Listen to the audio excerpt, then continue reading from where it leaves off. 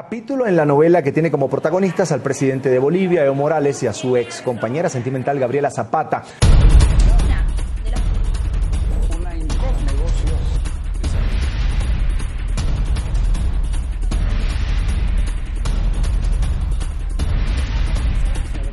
El presidente Evo Morales y su expareja Gabriela Zapata estuvieron en el ojo de todos los medios de comunicación desde que Carlos Valverde diera a conocer a principios del mes de febrero que tuvieron un hijo en 2007. Además, Valverde acusaba al presidente Evo Morales de cometer tráfico de influencias para beneficiar a Gabriela Zapata en la contratación de una empresa china. Y según la información proporcionada por Zapata a Morales, el niño falleció, aunque una supuesta tía de Zapata aseguró que el niño vive.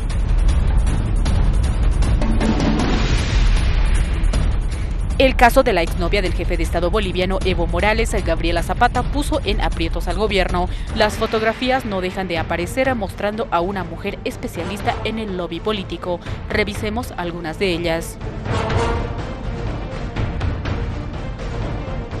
Zapata vivía en un anticrético de $100.000 en la lujosa vivienda de la zona sur de La Paz que le perteneció en el pasado a Guillermo Fortún, que la hija de este le habría dado en comadrerío a Zapata. En esta vivienda se reunía con empresarios chinos y efectuaba diversas entrevistas y sesiones de fotos para medios.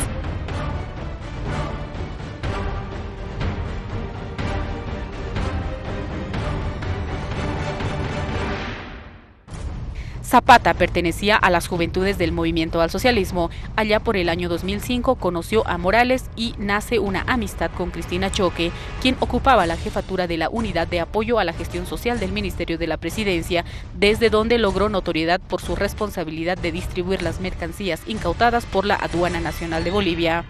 Eso explica la fotografía donde se las ve a ambas, a Zapata y Choque, en una entrega de mercadería. En esta foto, Zapata lleva un folder del Ministerio de la Presidencia.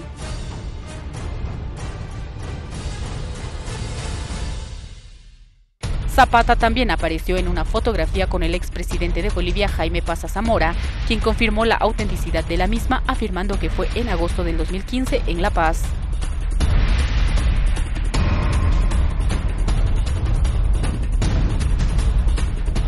La joven pertenecía al bloque Caporales a San Miguel de la Paz y en el Carnaval de Oruro 2015 se la observó danzando junto al ex viceministro de Industrialización Álvaro Arnes y al exfutbolista Leo Fernández, ocasión en la que se acercó al palco oficial donde el presidente Evo Morales y el vicepresidente del Estado observaban a los bailarines, y tanto ella como Leo Fernández se fotografiaron con los mandatarios.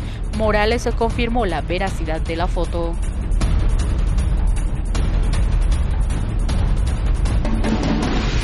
El asambleísta departamental del Movimiento al Socialismo, Gustavo Torrico, reveló que el ex esposo de Zapata sería Hugo Carvajal, hijo del ex senador y político del MIR que lleva el mismo nombre, con quien procreó una hija.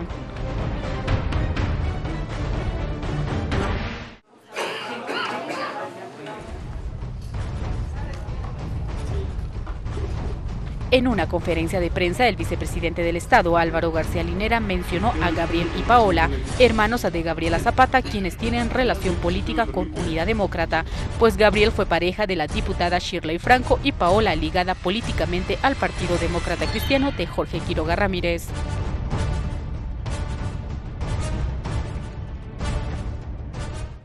La mujer, con una asidua presencia en las páginas sociales de la ciudad de Santa Cruz en el 2015, ofreció entrevistas a revistas como VIP, Revista Diva y a periódicos nacionales como El Diario y La Razón.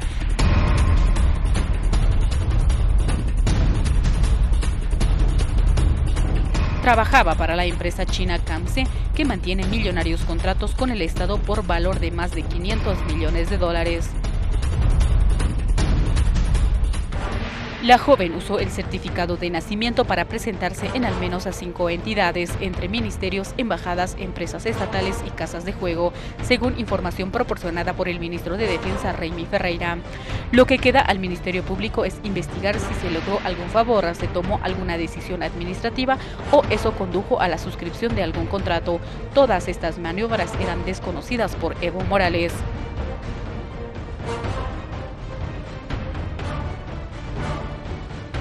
Gabriela era gerente comercial de la empresa china Camse, que llegó al país en el año 2004 en el gobierno de Carlos Mesa y encara la implementación de importantes proyectos. En su denuncia pública, Valverde, que según la Agencia Boliviana de Información fue jefe de la inteligencia boliviana entre 1989 y 1993, pretendía probar un supuesto tráfico de influencias del presidente Evo Morales hacia Gabriela Zapata. Sin embargo, el vicepresidente del Estado, Álvaro García Linera, desvirtuó esta denuncia, dado que el Estado boliviano sancionó a la china Camse con la ejecución de las boletas de garantía por $23 millones por el incumplimiento de un contrato antes de que Valverde haga la denuncia.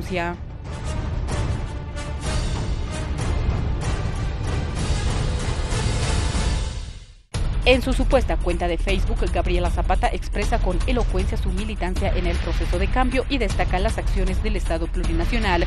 Por ejemplo, la demanda que presentó contra Chile ante la Corte Internacional de Justicia y otros de admiración hacia el presidente Evo Morales.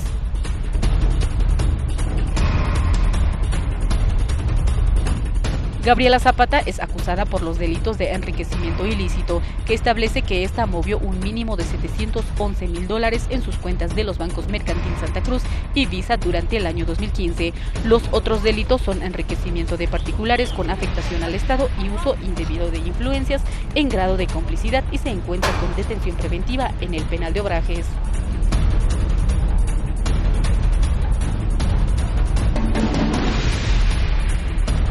Tras reconocer su vinculación amorosa con Gabriela Zapata en el pasado, el presidente Evo Morales pidió a la Contraloría y la Asamblea Legislativa que se investiguen los contratos que firmó el Estado boliviano con la china Camse y se determine si hubo o no tráfico de influencias. La Asamblea prevé culminar este trabajo el 23 de mayo.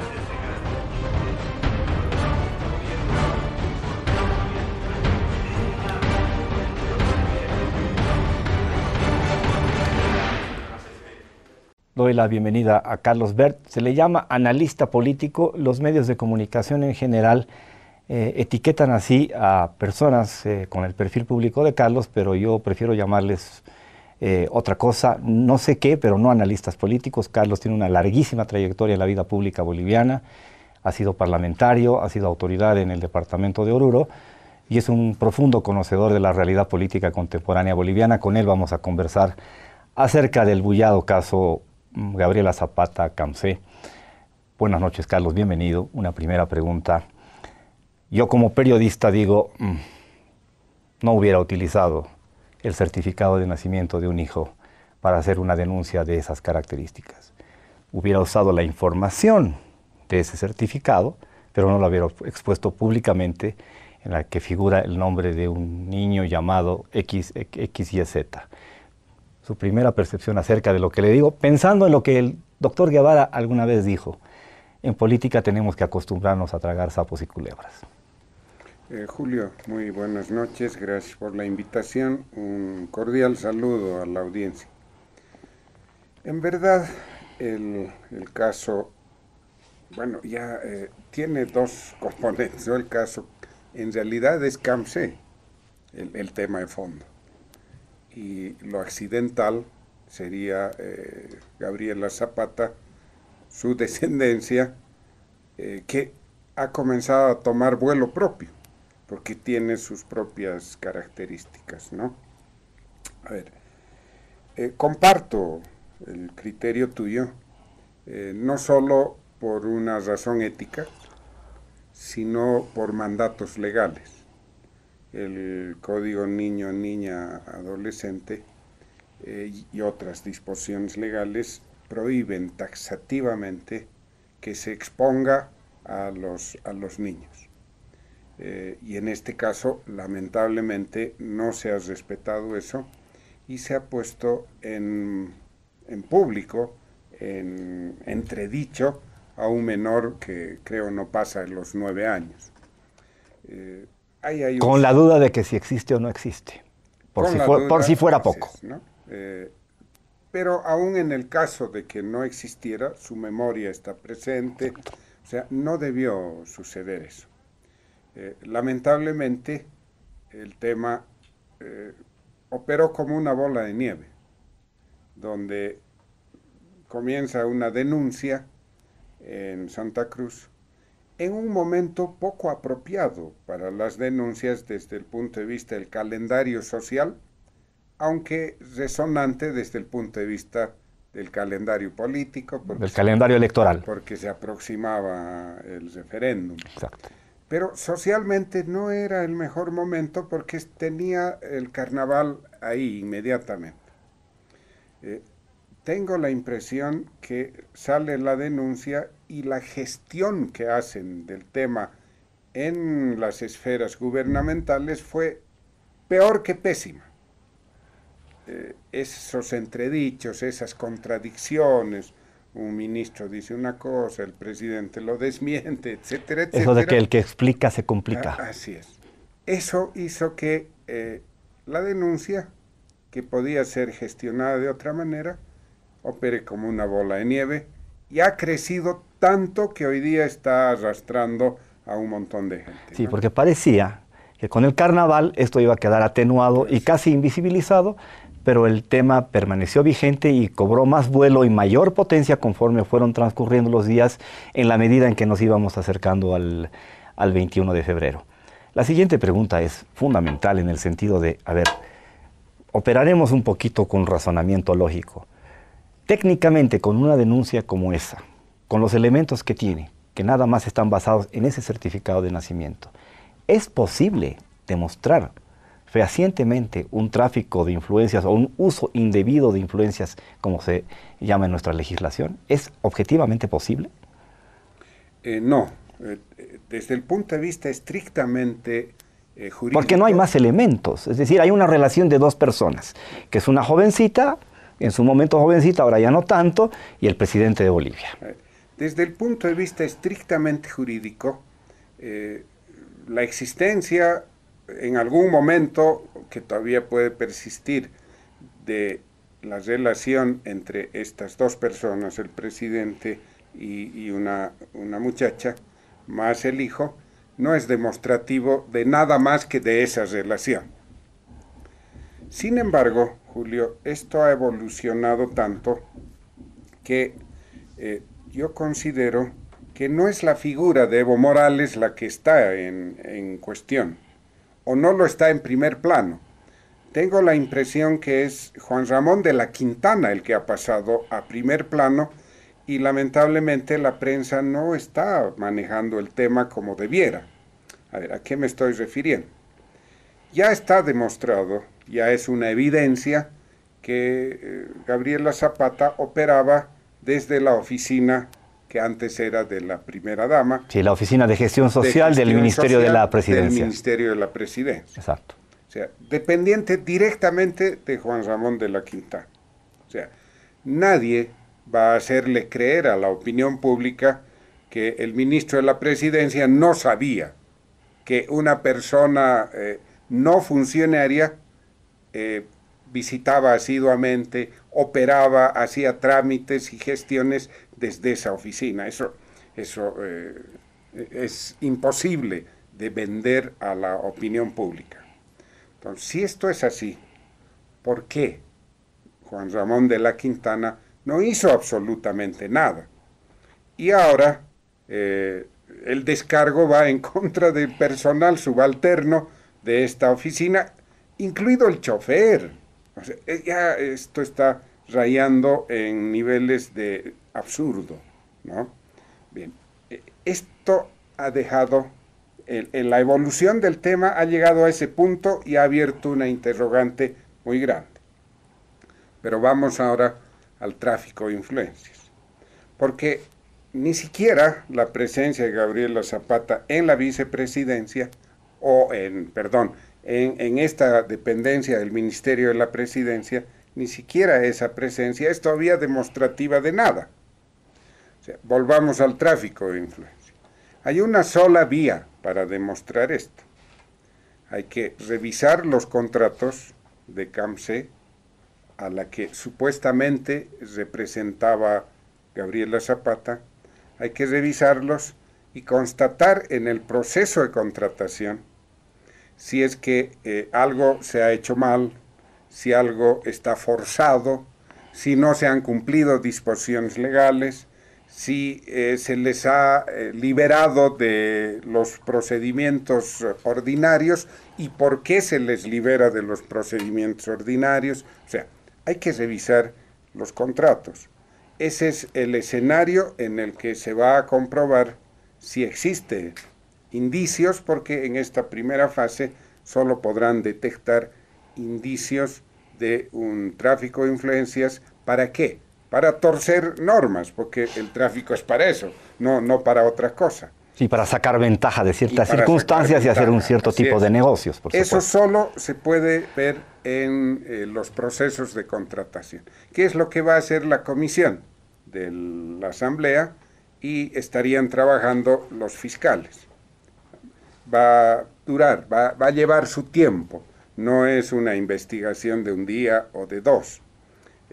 En el marco de esa investigación, una vez que tengan un panorama claro de cómo se sustanciaron esos procesos de contratación, y solo después de tener claro eso, convocarán a Gabriela Zapata y no sé a quiénes más para los interrogatorios, las preguntas, y al cabo de todo eso se podrá decir finalmente sí.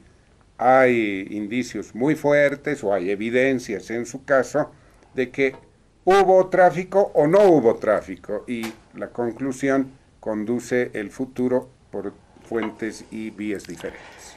A mí me da la impresión de que por el momento en que surge la denuncia a cargo de Valverde, se buscaba un impacto psicológico muy intenso, muy fuerte en la opinión ciudadana, porque estaba decidiendo si votaba por el sí o por el no para el referéndum del 21 de febrero. Y tengo siempre la lectura de que el melodrama es muy caro a nuestras identidades como sociedad. El melodrama latinoamericano está incrustado en nuestras entrañas, y este tipo de situaciones que pasan más por historias de telenovela, que se les llama culebrones, tienen un impacto en la percepción moral de la gente. Sale el presidente Evo Morales, dice, sí, yo tuve una relación que se ha terminado y me han informado que el niño falleció. ¿Es eso lo que habrá impactado en la gente para que en alguna medida la votación se haya tornado favorable al no finalmente? ¿O serán los elementos objetivos que finalmente nos darán luces acerca de lo que va a pasar con la CAMSE los que a la gente la llevan a pensar que aquí hay gato encerrado? Es difícil, Julio, determinar con certeza si esta historia que se desarrolla o comienza su desarrollo, que 15 días antes del 21 de febrero, pero repito, con el carnaval al medio, ha tenido impacto electoral. Es difícil saber. Claro, la primera tentación es decir, bueno, ha afectado porque ha ganado el no.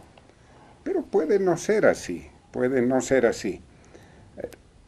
En lo que sí creo que es posible coincidir, nuevamente, la pésima gestión realizada del tema desde las esferas gubernamentales agrava lo que pudo haber sido una noticia más, o una cuestión candente, cierto, pero no escandalosa, como terminó siendo.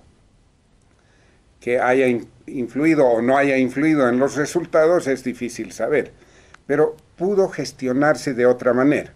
Ahora, las derivaciones íntimas, que sí, que no, cara conocida, etcétera, estas cosas que hoy son materia de burla en las redes sociales y sobre todo los jóvenes, ¿no? Toda esta historia, Julio, me temo que ha tenido un efecto no pensado, no esperado, ni siquiera por el denunciante. Es probable que el denunciante tenía miras electorales. Sí, tenía un objetivo político. Sí. Es probable, pero no iba más allá de eso. Ha derivado tanto esto, con estos detalles tan íntimos a los cuales es muy difícil referirse, que tengo la impresión que ha producido un efecto inesperado, te decía. ¿Cuál es este efecto inesperado?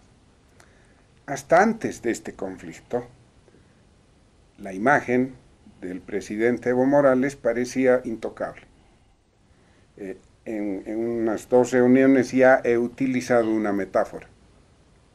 Hasta antes de este conflicto, parecía que Evo Morales era Zeus en el Olimpo.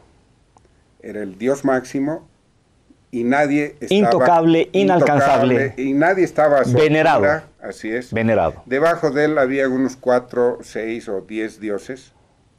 Y un poco más abajo, unos cuantos semidioses. Y más abajo estábamos el resto de los mortales.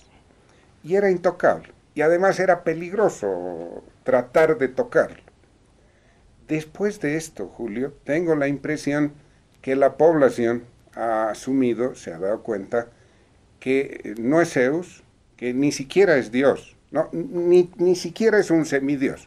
Y que no hay Olimpo. Así, que es un humano común y corriente, con defectos, con virtudes, y conforme esto está avanzando, parecen más los defectos que las virtudes.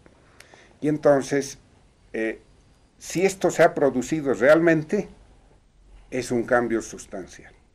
Es un cambio que va a tener... Cosa que no se puede medir de manera tan... No hay forma de medir tan eso. anticipada y tan... Claro, no hay forma de medir. Si es cierto, va a tener consecuencias en el desarrollo, en el devenir futuro, los próximos 3 años y medio, 4 años que le quedan de gobierno, lo que pase después, etc. Otro elemento central en el tema en el culebrón es el perfil, el comportamiento de Gabriela Zapata por todos los indicios recogidos por el Ministerio Público que dan lugar a su detención. Se trata de lo que se llamaría en términos técnicos una lobista profesional, que en cualquier parte del mundo es una persona que dedica sus esfuerzos profesionales a conectar relaciones entre empresas con intereses de invertir en países con las administraciones gubernamentales que corresponda para generar beneficios mutuos, es decir, unos ganar dinero, los otros generar planes de desarrollo. Creo que en esa medida se han hecho los contratos con la CAMSE a partir de la administración Evo Morales, pero me parece muy interesante poder un poco diseccionar cuál es ese perfil de Gabriela Zapata, a la que en alguna medida las feministas, digamos, más rabiosas o más radicales han victimizado, como siempre sucede en situaciones como esta, en que dicen que ella es la víctima, ella paga las culpas y el varón, el macho, queda indemne, incólume, no le tocan un pelo y por lo tanto la que lleva la peor parte de estas historias es la mujer. Coincido en esa apreciación. Parte del perfil de esta muchacha es la de una lobista. Es eso lo que hacía, ¿no? Que es un oficio muy utilizado en todos los países del mundo. En varios de ellos tienen un rango oficial, jurídico, regulado, como en Estados Unidos. En Estados Unidos hay empresas que hacen lobby y cuesta mucho dinero contratar a estas empresas. En otros países como el nuestro son personas que tienen canales de acceso y hacen gestiones y por esas gestiones perciben ingresos. Bueno, ese parece ser su perfil, ¿ya? Ahora, la denuncia, sin embargo, es que en esta función han violado leyes, han saltado reglamentos y a eso le llaman tráfico de influencia. Es esto lo que está en investigación. Ahora, a mí todavía me ha quedado una duda. El último episodio, el del niño,